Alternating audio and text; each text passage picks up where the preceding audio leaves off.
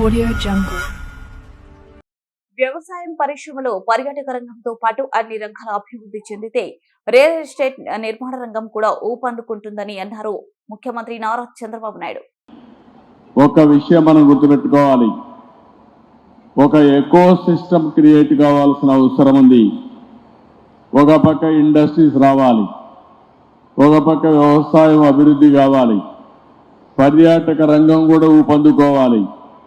ఇంకొక పక్కన ఇవన్నీ ఎంత పెద్ద ఎత్తున పెరిగితే అంత పెద్ద ఎత్తున రియల్ ఎస్టేట్ కానీ నిర్మాణ రంగం కానీ ముందుకు పోయే పరిస్థితి వస్తుంది.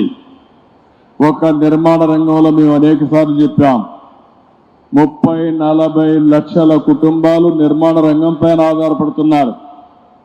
గడిచిన 5 సంవత్సరాల్లో ఇసుక కూడా దొరకని పరిస్థితి ఉంటే నేను వస్తానే ఉచిత ఇసుక మళ్ళీ తీసుకొచ్చి ఎవ్వరు కూడా ఇసుక కొరత లేకుండా చేయగలిగాం.